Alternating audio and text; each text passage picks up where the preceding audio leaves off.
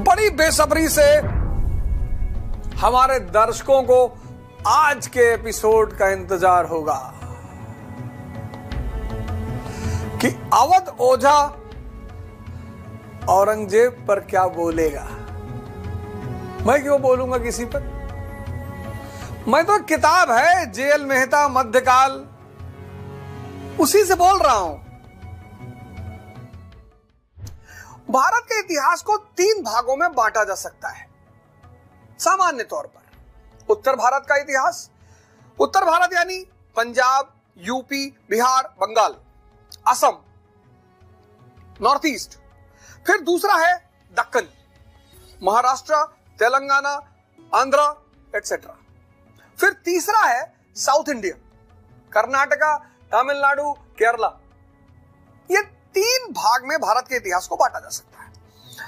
अब आप देखेंगे कि जिस उत्तर भारत के राजाओं ने हमेशा दक्षिण पर कब्जा रखने की कोशिश की। क्यों? क्योंकि दक्षिण मसालों का क्षेत्र है और मसाले की सबसे ज्यादा डिमांड कहां है? यूरोप में। और मसाले के बदले क्या मिलता है? सोना। राजा की नजर इकोनॉमी पर, E is equal to E, economy is equal to empire. 1630। अब कहानी यह है कि उत्तर भारत का राजा दक्षिण जाएगा, मसालों की खदान पे, मसालों के बगानों पे। तो उत्तर का राजा जब दक्षिण जाएगा तो दक्कन होके हुए जाएगा, डेक्कन। अशोक दक्षिण पर कब्जा। लेकिन मौर्य काल के बाद दक्कन में इंडिपेंडेंट राज्यों की शुरुआत हुई। सातवाहन। अब जब नॉर्थ का राजा साउथ जाएगा तो ये बीच में पड़ेंगे दक्कन के राज्य। और दक्कन के राज्य गुरिल्ला युद्ध के लिए बहुत उपयुक्त, टफ टेरेन। और पठार के लिए क्या लड़ना? लड़ाई किसके लिए होगी? गंगा यमुना दोआब, गंगा ब्रह्मपुत्रा दोआब, कृष्णा तुंगभद्रा दोआब, पठार। तो समुद्रगुप्त ने एक नियम निकाला कि दक्कन के राजाओं से दोस्ती रखो, साउथ के राजाओं से वसूली करो, सीधा कब्जा मत करो, वसूली करो वापस। यह समुद्रगुप्त का नियम था। उत्तर पर सीधा कब्जा, दक्कन में दोस्ती, साउथ के राजाओं से वसूली। यह फॉर्मूला फॉलो किया अलाउद्दीन खिलजी ने। इस फॉलो को नहीं समझ पाए मोहम्मद बिन तुगलक, और इस फॉर्मूले को नहीं समझ पाया औरंगजेब। और एक बड़ा प्यारा फॉर्मूला है कि संकट योग्य व्यक्ति के लिए अवसर है। संकट जो है वो योग्य व्यक्ति के लिए अवसर है। और 17वीं शताब्दी, 17th सेंचुरी, दक्कन के राज्य और मुगलों के बीच संघर्ष। जैसे आज महाराष्ट्र, तेलंगाना, आंध्रा, ऐसे उस वक्त थे खानदेश, अहमदनगर, बीजापुर, गोलकुंडा। अब आप एक काम करिएगा, हिंदुस्तान का मैप सामने रखिए, खासकर जितने लोग तैयारी कर रहे हैं, पढ़ रहे हैं। ऊपर लिखिए उत्तर भारत, मुगल बैठा हुआ है दिल्ली में। साउथ छोटे छोटे स्मॉल राजवंश। दक्कन ये 4 स्ट्रॉन्ग स्टेट। 17th century. और दक्कनी राज्यों का मुगलों से संघर्ष। और इस संघर्ष में एक अहम भूमिका निभा रहे थे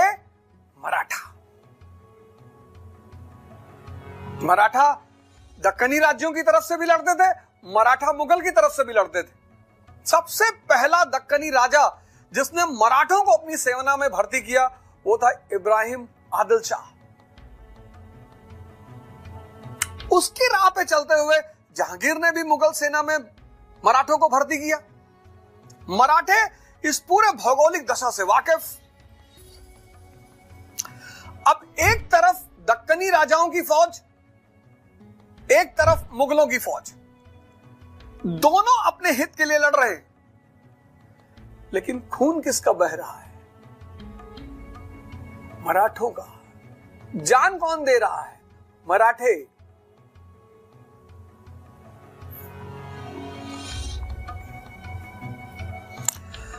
अब मुगल दक्कन की जो लड़ाई है अकबर के काल से शुरू हुई। जब अकबर ने पूरे उत्तर भारत पर कब्जा कर लिया तो अब यह हुआ कि दक्षिण चलना है मसाला, तो दक्षिण जाना है तो दक्कन होते हुए जाना है। तो अकबर का पहला शिकार बना खानदेश। हजम कर लिया, खानदेश हजम कर लिया तो अहमदनगर, बीजापुर, गोलकोंडा, इन तीनों भागों को एक बात क्लियर हो गई कि मुगलों पर भरोसा नहीं किया जा सकता। फिर शाहजहां के काल में दक्कन और मुगलों के बीच जो लड़ाई है उसने एक नया रूप ले लिया। शाहजहां के काल में शाहजहां ने अहमदनगर को जीतने के लिए शिवाजी के पिताजी शाहजी की मदद लेने की कोशिश की। सुनिएगा इस कहानी को। शाहजहां ने अहमदनगर से निपटने के लिए शिवाजी के पिता शाहजी की मदद लेने की कोशिश की, मनसब दिया, पूना की जागीर दी, लेकिन फिर खेल पलट गया। अहमदनगर में उसे एक नया प्यादा मिल गया और उस प्यादे के बदौलत 1633 में उसने अहमदनगर पर कब्जा कर लिया, शाहजी को उपेक्षित कर दिया। जिस वक्त शाहजी और शाहजहां के बीच संघर्ष की शुरुआत हुई 1633, उससे 3 साल पहले दक्कन में इतिहास के एक महानायक का जन्म, छत्रपति शिवाजी महाराज। 19 फरवरी 1630, 19 फरवरी 1630, महानायक। जो लड़ रहा है वो तो नायक ही है, महानायक, दक्कन के इतिहास का महानायक छत्रपति शिवाजी। कैसे कैसे महानायक? महानायक वो है जो अपनी समय और काल पर एक अच्छी नजर रखता है। महानायक वो है जिसके पास एक बहुत बड़ा विजन है। महानायक वो है जो जन कल्याण की बात सोचता है। महानायक वो है जो खुद में सबके लिए आदर्श है। कौन है महानायक? महानायक वो है जो अपने समय और काल को समझता है, देश और काल को समझता है। महानायक वो है जिसके पास एक बहुत बड़ा विजन है। महानायक वो है जो जन कल्याण की बातें सोचता है, और महानायक वो है जो दूसरों के लिए आदर्श बन जाता है। और ये सारे गुण छत्रपति शिवाजी में। अब दक्कन और मुगल संघर्ष चल रहा है, दोनों लड़ रहे हैं अपने हित के लिए। मर कौन रहा है? मराठा। अब ये सीन अपने दिमाग में बैठाइए कि दक्कनी राज्य एक तरफ, अहमदनगर, बीजापुर, गोलकोंडा, और 1633 के बाद सिर्फ बीजापुर और गोलकोंडा, और उधर मुगल, दोनों के बीच लड़ाई चल रही है। मर रहे मराठा। तो शिवाजी ने मराठों से कहा कि बाबूजी, लड़ते हम, मरते हम, और फायदा या तो मुगलों का या दक्कनी राज्यों का। मराठों ने कहा हां भैया। तो बोले जब लड़ हम रहे, मर हम रहे, तो हम अपना एक इंडिपेंडेंट अस्तित्व बनाएंगे, मराठा स्वराज। अपने देश और काल को समझे शिवाजी। एक सपना दिए, विजन, मराठा स्वराज। अब सपना तो बहुत लोग बनाते हैं, लेकिन सपने पे काम करना यह महानायक का काम है। 1656 1656 जावली के किले पे कब्जा। दक्कन में नाम होना शुरू हुआ कि अरे वाह भाई, बीजापुर को लगा कि यार ये तो एक कॉम्पिटिटर उभर रहा है। बीजापुर ने अफजल खान को ड्यूटी दिया कि भैया इस आदमी से निपटो। 1659 अफजल खान को मार दिया। अरे अब तो जलजला दक्कन में, जलजला। 5 फुट 6 इंच का आदमी 6 फुट 2 इंच के आदमी को मार डाले, जलजला। 1659 और 1663 में ऐसा कांड कर दिया कि मुगल बादशाह शिवाजी की तरफ देखने पर मजबूर हो गया। 1663 में शाइस्ता खान मुगल गवर्नर का अंगूठा काट लिया। क्या बात है। सिर्फ विजन नहीं है, सिर्फ सपना नहीं, सपने पर काम भी। 1656 जावली का किला। 59 अफजल खान की हत्या। 1663 शाइस्ता खान का अंगूठा काट लिया। मुगल बादशाह, अरे हमारा गवर्नर, ये जमींदार का बेटा हमारे गवर्नर का अंगूठा काटेगा। और 1664 सूरत की पहली लूट। अब तो औरंगजेब को लगा कि पानी सर के ऊपर चला गया। अब दक्कन की परिस्थिति देखो, अस्थिरता, संघर्ष, लड़ाई। और उस परिस्थिति में एक आदमी ने सपना दिया अपने लोगों को, मराठा स्वराज। सिर्फ सपना नहीं, धन, सूरत लूटा, अकूत संपत्ति लूटी, सबको पैसा मिला। और कहां से लूटी? मुगल इलाके से। सपना, संपत्ति और साहस, ये तीनों बहनें हैं, अगर साथ में आ गई तभी भला होगा आपका। सपना किसका? मराठा स्वराज का। संपत्ति सूरत से। साहस, मुगल डोमेन पर हमला, उसके गवर्नर का अंगूठा काट लेना और उसके डोमेन पर हमला।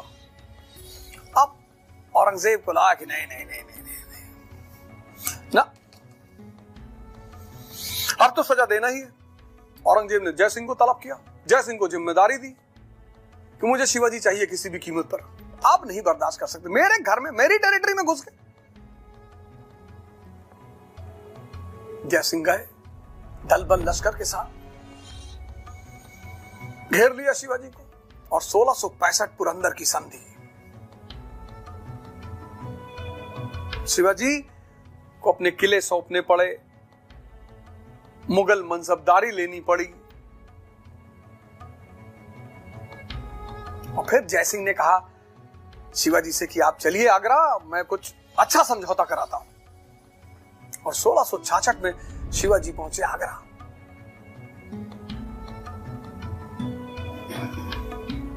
लेकिन औरंगजेब आदमी कैसा भी हो, शासक का एक्यूमेन नहीं है। वो जो राजा का एक्यूमेन है ना, राजा का, वो नहीं है, ही नहीं। यही फर्क है अकबर और औरंगजेब में। अगर अकबर इस समय रहा होता और शिवाजी आगरा आए होते, अरे बाप रे बाप,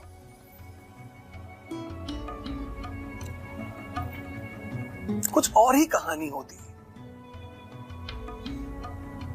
अकबर तो एकदम कंधे पे हाथ रख दिया होता कि शिवा भाई हमारे दोस्त हैं दक्कन के। औरंगजेब, जब तुम्हें पता है कि अच्छा खिलाड़ी है, बढ़िया परफॉर्म कर रहा है, हाथ मिलाओ, दोस्ती करो, उपयोग करो। यही तो अकबर ने किया राजपूतों के साथ। लेकिन औरंगजेब अपने समय को नहीं समझता।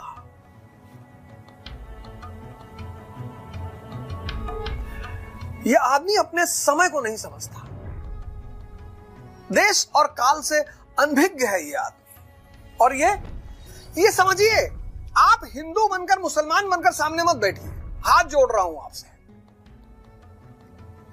ये दो चित्र हमने इसीलिए लगाए, ये आदमी एक सामान्य घर में पैदा हुआ, एक जमींदार का बेटा, इसकी समझ की क्षमता बहुत हाई है, देश और काल को समझ रहा है, परिस्थिति को समझ रहा है, भावना समझ रहा है। और यह आदमी मुगल वंश सम्राट, और समझ का अभाव।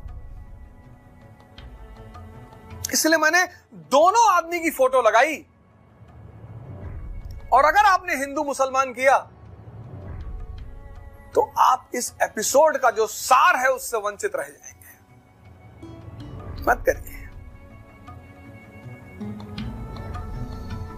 मत करिए, देखिए, गौर करिए, समझिए इस बात को। 1666 1666 शिवाजी पहुंचते आगरा। कितना बढ़िया मौका है। जिस आदमी ने 1656 से 1664 तक परफॉर्म किया हो, हर आईपीएल में शतक मारा हो, उस आदमी के साथ आप बदतमीजी कर रहे हो। उस आदमी को आप सम्मान नहीं दे रहे हो। और जिसके पास क्षमता है, जिसके पास योग्यता है, उसके पास चाटुकारिता नहीं है। और 1666 एक बड़ा सुनहरा अवसर औरंगजेब के पास, मराठा मित्रता की, खो दिया उस आदमी ने, खो दिया उस आदमी ने। शिवाजी लौट कर आए आगरा से और 1668 में सूरत को दोबारा लूटा। मुगल गरिमा पर तमाचा, मुगल साम्राज्य का असहायपन, अपने लोगों को दिखा कि क्यों डर रहे हो, ये देखो फिर मार के आया मैं। कहते हैं ना, अपने लोगों के दिल में से भय निकाल दो, वो आपको आसमान पर बिठा देंगे। छत्रपति शिवाजी महाराज 1668 सूरत की दोबारा लूट। औरंगजेब उत्तर की राजनीति में उलझ गया है।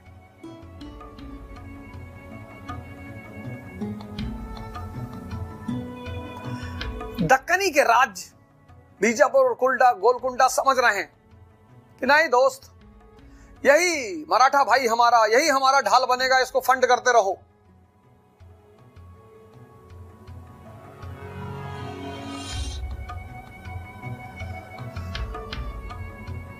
समझ देखो, दो लोग लड़ रहे थे, शिवाजी ने अपना साम्राज्य बना लिया। और 1674 छत्रपति शिवाजी महाराज की coronation ceremony, independent Maratha Swaraj की स्थापना। क्या बात है, क्या बात है। 1656 1674 इतने कम समय में किसी व्यक्ति ने इतने बड़े सपने को कभी पूरा नहीं किया। 1656 1674 18 साल, 18 साल में इतना बड़ा सपना। तो बहुत लोग तो कहते हैं मानव, देवता, भगवान, मराठों को पॉलिटिकल आइडेंटिटी, इसीलिए तो महाराष्ट्र में इनकी पूजा होती है। मराठी जो है वो शिवाजी को भगवान से कम नहीं समझता, क्योंकि जो आदमी आपको वजूद देता है, वजूद, सम्मान, वजूद, संपत्ति, पहचान, आप उसको भगवान मानेंगे ही मानेंगे। ये जो दो व्यक्तियों की कहानी है ना, ये जो दो फोटो आप देख रहे हैं ना, ये मुसलमान है ना ये हिंदू है। एक व्यक्ति राजा के घर में पैदा हुआ, लेकिन समझ नहीं मिली, इसीलिए तो हम सजदा करते हैं, पूजा करते हैं, मंदिर जाते हैं, क्योंकि भगवान का जो सबसे बड़ा तोहफा किसी इंसान को है वो है समझ। ये जमींदार के बेटे इंडिपेंडेंट स्टेट बना दिया, इंडिपेंडेंट स्टेट बना दिया। और ये दर्द औरंगजेब को अपने पूरे जीवन रहा। 1680 में शिवाजी की डेथ हो गई और शिवाजी की डेथ के बाद उनके पुत्र संभाजी मराठा स्वराज के उत्तराधिकारी बने। मुगल मराठा संघर्ष जारी रहा। औरंगजेब के बेटे अकबर की वजह से मुगल मराठा संघर्ष को और गति मिली। 1680 इसका बेटा अकबर जब राजपूतों ने उसका साथ छोड़ दिया, वो भगा दक्कन की तरफ। 1680 में शिवाजी की मृत्यु, संभाजी गद्दी पर बैठे शिवाजी के बेटे, और संभाजी ने अकबर को शरण दे दी कि आओ, हम तुम्हारे बाप से बहुत पहले से लड़ते रहे, आओ हमारे यहां। और जब अकबर को, औरंगजेब को पता चला कि शिवाजी के बेटे संभाजी ने मेरे बेटे को शरण दिया, फिर तो उसको बहुत क्रोध आया। वो टेंशन में तो था ही, इंडिपेंडेंट मराठा स्वराज, राज्य के अंदर राज्य पैदा हो गया था। शिवाजी ने राज्य के अंदर राज्य पैदा कर दिया, मराठा स्वराज। मराठा स्वराज औरंगजेब के जीवन का सबसे बड़ा दर्द, राज्य के अंदर राज्य, कि अपने क्षेत्र के आप राजा हैं, कोई सीएम नहीं, तो सीएम को दर्द नहीं होगा। औरंगजेब के जीवन का सबसे बड़ा दर्द छत्रपति शिवाजी। अकबर का पीछा करते करते ये 1680 में दक्कन पहुंच गया और वहां इसको पता चला कि मराठों की ढाल कौन है, ये बीजापुर गोलकुंडा। इसने कहा पहले इन्हीं को मिटा डालो। यही पीठ पीछे मराठों की मदद करते हैं, खत्म कर दो इनको। तो 86-87 में उसने बीजापुर गोलकुंडा दोनों को खत्म कर दिया। अब बचा मराठा। 1689 में संग्रामेश्वर में इसने संभाजी को पकड़ लिया। कुछ घटना घटी, संभाजी ने इसको कुछ चुनौती दी, इसने संभाजी की हत्या करवा दी 1689 में। अब सुनना, अब बड़ी मजेदार बात, अब नहीं माफ कर पाओगे औरंगजेब को, और करना भी मत। बेवकूफी की मोहब्बत और बेवकूफी की दुश्मनी, दोनों का अंत विनाश है। अब तुमने क्या किया, 1689 में इसने संभाजी को पकड़ लिया, हत्या कर दी। अब चेस के खेल में और मोनार्की में अगर राजा गायब हो जाए तो खेल खत्म। जो चेस का खेल है, अगर उसमें बोर्ड पर से आप अगर राजा को हटा दे तो खेल होगा ही नहीं। सारा खेल राजा के चारों तरफ केंद्रित है। अब 1689 में तुमने संभाजी को मार दिया, राजा ही नहीं। गौर करिए, आंख बंद करके सुनिए मैं क्या कहने जा रहा हूं, राजा है ही नहीं। चेस के बोर्ड पे राजा है ही नहीं, कह रहा हम खेलेंगे। लोगों ने कहा भैया राजा नहीं है, बोले तब भी खेलेंगे, हम प्यादा को मारेंगे। बोले भैया ये खेल का नियम नहीं, बोले हम बना रहे हैं ना।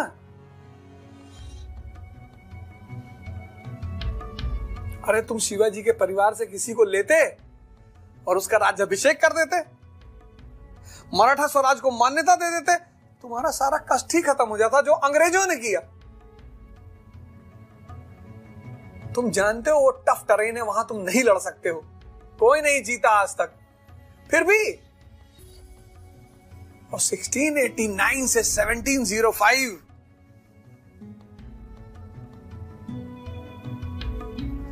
मराठों ने इसको बैडमिंटन की चिड़िया बना दिया।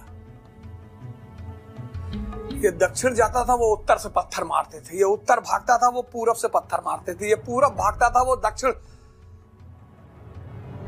16 साल उसको ऐसे नचाते रहे मैरी गो राउंड। राजा है ही नहीं, राजा है ही नहीं। तुम पब्लिक से लड़ रहे हो, जनता से। राजा होता कम से कम उससे जुर्माना तो ले लेते, तुम उससे पैसा तो ले लेते, उस पे फाइन तो लगा देते। तुम्हारा लोटा बिक रहा है, थरिया बिक रहा है, गिलास बिक रहा है, चम्मच बिक रहा है, तुमको हो तुम बस कि अरे हमारी औरंगजेब की बेइज्जती। कद बढ़ाओ, कद, अहंकार मत बढ़ाओ। सीखो औरंगजेब से। इतनी बड़ी गलती, जनता से लड़ रहा है।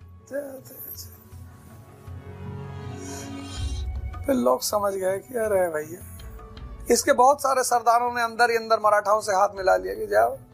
बदनाम होने के साथ साथ इसके अंदर समय की समझ नहीं है। P is equal to P. Policy depends upon priority.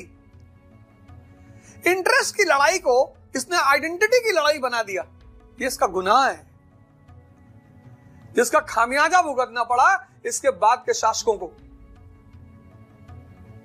इसका सबसे बड़ा गुनाह इंटरेस्ट की लड़ाई जो शाहजहां के काल से शुरू हुई, इसने आइडेंटिटी की लड़ाई बना दिया। और वो इतनी गहरी हो गई कि जाट राज्य की स्थापना हो गई, मराठा राज्य और मजबूत हो गया, सिख राज्य की स्थापना हो गई। धार्मिक उन्माद को बढ़ा दिया इसने। धार्मिक उन्माद को, उद्देश्य कुछ भी रहा हो, ठीक है, तुम तो राजा हो, तुम तो सोच सकते हो कि इस मुद्दे पे मुझे बदनाम किया जा सकता है। लेकिन तुमको लगा कि मौका अच्छा मिल गया, तुम घिरे हुए 4 लोगों से, वो कह रहे सरकार इस्लामिक इतिहास के नायक बन जाएंगे आप। इस्लामिक इतिहास के नायक बनने के चक्कर में आपका वंश चला गया। वो आर्थिक संकट और विद्रोह जिसकी नींव रखी शाहजहां ने, मुगल साम्राज्य में छेद किसने किया? शाहजहां ने।